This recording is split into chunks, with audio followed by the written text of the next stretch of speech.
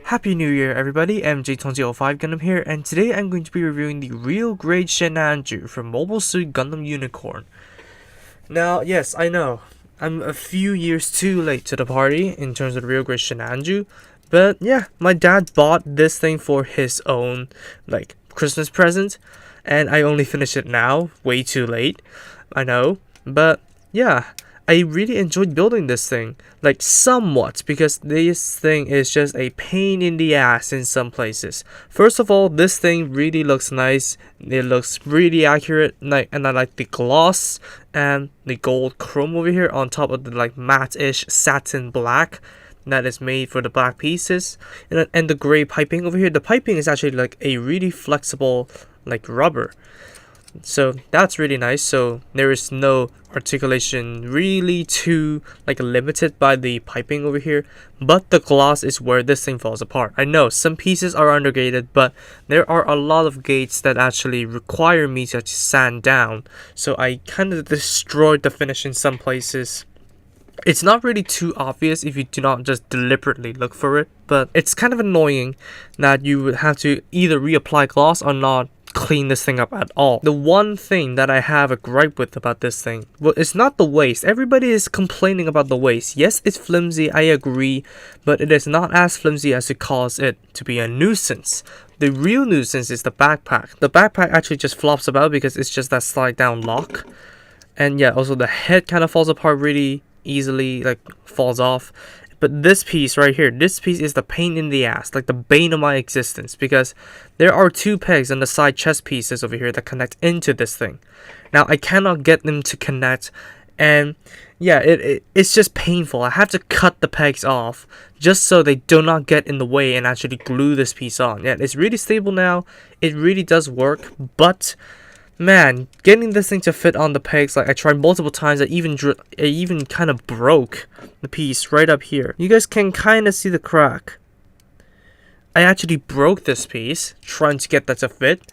So it's really just a pain in my ass. And of course, after all of this is done and all the default stickers need to be put on there, like the ones they told you to use in the straight build, everything just starts to just fall apart for this thing, because the kneecaps are actually very loose. The shoulders are, yeah, because this thing is an old real grade, before the unicorn, so the shoulder is always fall off. And this thing, yeah, I mentioned the waist is kind of flimsy, but I really do not mind it. It's just like the Reborn's Gundam, where it kind of cannot hold up the weight of the backpack. This thing is just a handful, and I mean a serious handful. And of course, it's back heavy, so you may not be able to get it to stand the way you want to because it's just back heavy. Now for the stickers they told you to use in the default build, of course you do have the mono eye in there, which you can barely see. And then you also have some copper inside of the side skirts over here when you pull down. I think this thing has just completely fell off. I gave up on it. It is peeling off. Same goes for the copper in here, because this thing needs to fold over round surfaces. That's why they are peeling the frick off. So I don't know what to say about this kit.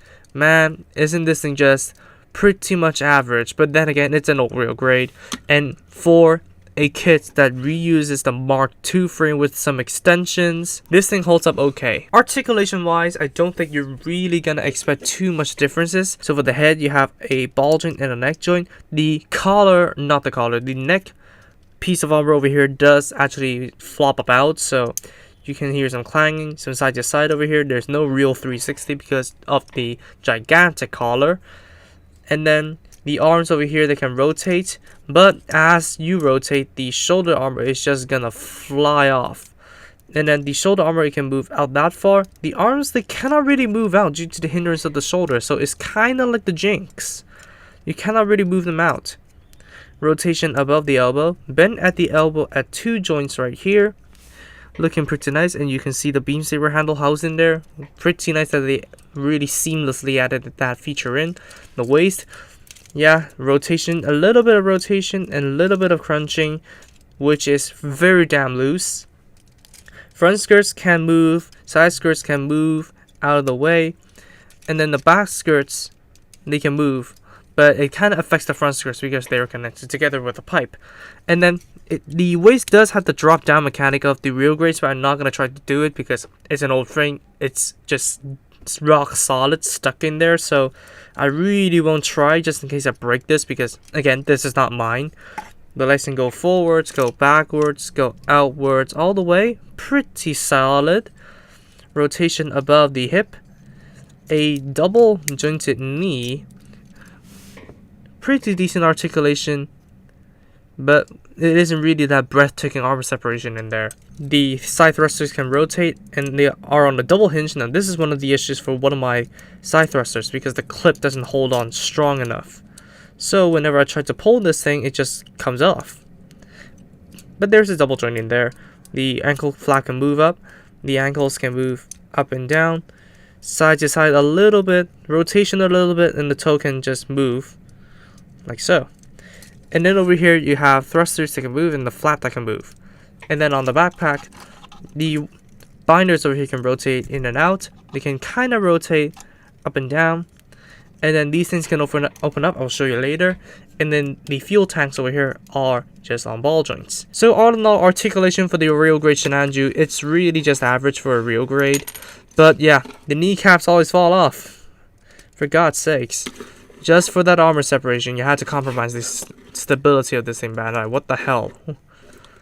But anyways, articulation on this guy is solid, but really just not breathtaking. Gimmicks and accessories. So first of all, you have the opening cockpit. Now I never knew this because the Sinanju, I don't remember it opening the cockpit in Unicorn. So you can open up the bib over here. You can rotate this piece up and rotate this piece down. There you go. There's the cockpit. Pretty nice. And of course, you do get a full frontal figurine. I don't think he has his mask on. Not really sure about that. But whatever, you do get full frontal. Sorry for the awful jump cut and terrible audio, but I actually forgot that this thing does have a movable eye. So if you remove the helmet right here, this little tab over here allows you to move the mono eye. Now it's not really that apparent since you really cannot see the eye anyways, but it is nice of them to actually add this feature into the RG Sinanju. And then, first of all, let's talk about the accessories. It is the generic Gundam loadout. So first of all, we do have the beam rifle with grenade launcher down there. It holds together pretty well. It does have a metallic green sticker for the scope, and it just looks pretty nice. Now you can actually remove the grenade launcher just like so, and you have a straight up rifle. But I don't think you can actually hold the grenade launcher. But of course you can open up the reload mechanic, so that's pretty nice. So you do not get any trigger finger hands in this kit. So you just take out the regular hands, and there's a peg on the handle that can peg right into the palm very solidly. And there you have it, the beam rifle. Next up, we do have the beam saber. So there is two ways for it to activate it. So first of all, you can actually just use the beam sabers from here straight up. So it can act like beam tonfas. I really like how they did this. But then you do get two of these beam saber handles. Now I never really bothered to clean that up because I never really plan on using them, but you can just stick the beams right in there, like so. Pretty nice. And then last but not least, we do have the shield with the beam tomahawks stored inside. I really love the shield. Like, I really just love the Xeon insignia over here and the glossiness. Man, this shield just looks fantastic. But when it comes to mounting this thing on the arm, let's remove the beam saber. It isn't really that good because first of all, you can actually use the... Yep, there goes that, but I want to remove it just so I can show you guys. So you can actually mount it into this hole over here, but it is not really that secure. So what you want to do is to have this peg right here plugged right onto the shoulder. Now it is not really that solid because it may pry the piece open due to the fact that the silver pieces are actually made by two halves. But if you want kind of like a shoulder binder shield, you can actually do that. I never really recall him doing that. but it's a possibility. But then the way you do clip the shield into the forearm is just basically having this piece over here and two really tiny tabs over here just click right into the forearm. Now this is not solid in any way possible. I cannot manage to find the sweet spot now, but there is one sweet spot for the shield to clip onto. There we go. It is big and clunky, but it does look good. But don't move it too much, because if you move the arm, it will kind of fall out. Now I do need to take this off to show off the beam tomahawks in here. So yeah, they're soundly stored, pretty nice. So if you want to use this straight from the shield, you can actually just rotate them out like so, and then you can just rotate the blades outwards.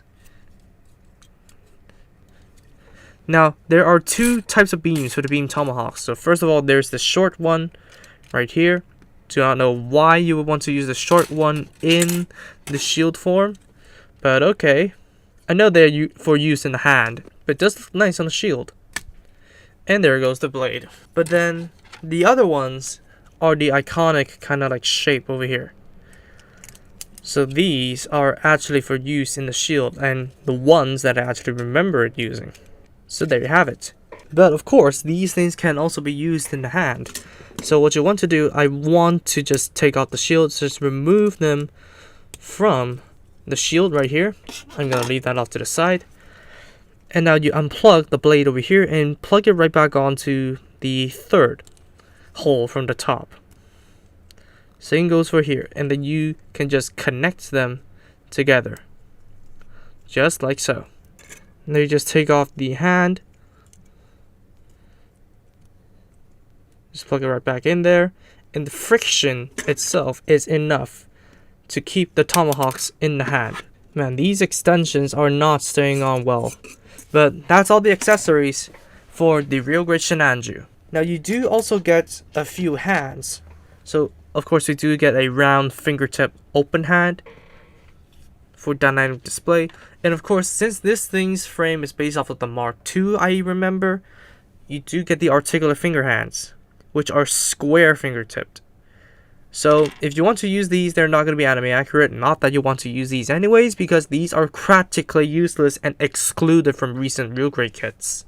So as for the transformation, you basically open the armor pieces in the side thrusters up, open these thrusters up, and then the side skirts are just like the unicorn. You just slide them down. The shoulder armor does have a moving panel, so you can actually flip those up.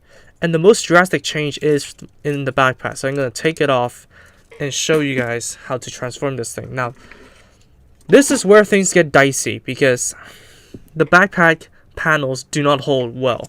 So now what you want to do is to open this top piece up, separate the thrusters, and open up the bottom piece. Now the bottom piece suffers the same problem as the leg thrusters, because the clip that actually holds this thing in isn't strong enough to keep the piece in there. And here comes the second problem, because you're supposed to extend the thrusters over here, but if you just grab onto the piece of armor, you basically dislodge the piece of armor from the frame. So what I recommend you to do is to grab some mechanical help and actually have it tug at the thrusters. Now it is a minute change, so you can forgo that, but it's in there, so I might as well do it. There we go. Now this is the backpack opened up. So overall, the high speed mode is really just a minute change more than anything. It gives it more like oomph, similar to the Perfect Grade Unicorn's Unchained mode, where it's just a subtle change, but it just gives it that bit of extra oomph in the silhouette. But that's basically it.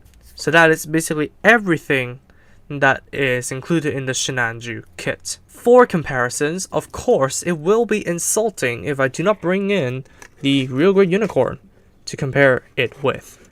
Now, it is kind of in a stupid pose because, yeah, I never really want to bother to change it because, if you have seen my Unicorn review, this thing is just so stiff that you may break something if you move it.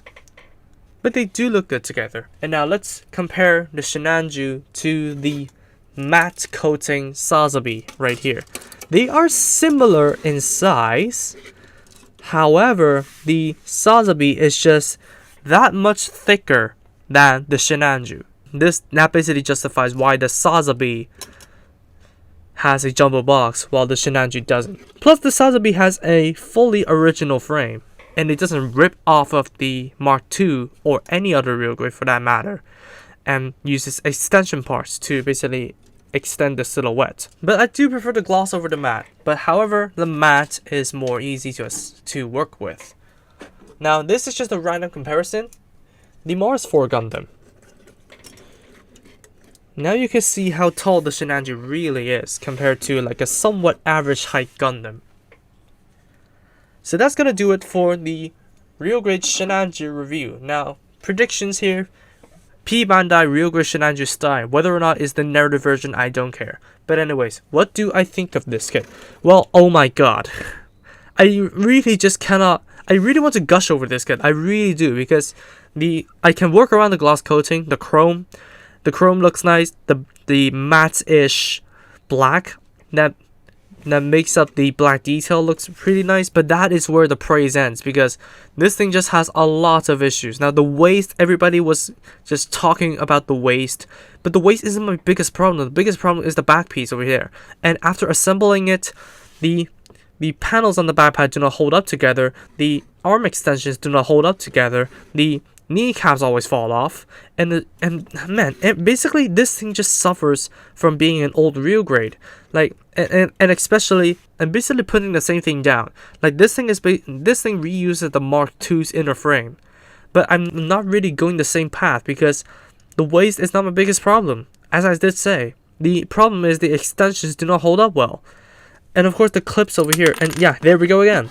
You can see, because Bandai really wants to make the armor separate, it just compromised the actual integrity of this kit. Because, well, this kit stands solidly, don't get me wrong. This kit does stand really, really solidly. However, this thing just has too many falling pieces. Now, I'm gonna put it in a preset pose, and I'm just gonna leave it there, because this thing just has too many falling pieces. But I think this is an exclusive case. I think it is the luck of the draw. But if it is not, tell me in the comments below. But anyways, I am just going to give this guy a 5 out of 10. This thing just has way too many falling pieces, and it is hard to work with. The build experience is just grueling, especially for the chest. At least all the signature features are there, you know what I mean? But this thing is just rather disappointing the more I mess around with it. But anyways, that's it for my review. This is basically falling into the category of get it if you want it, don't get it if you don't. But that's basically it for me. Thank you all so much for watching this video. If you did like it, please drop a like, comment, and also subscribe for more Gunpla videos, Gunpla news, and all that kind of stuff. Subscribe to the featured channels on my channel page if you haven't, and I wish you all a happy new year. Peace out.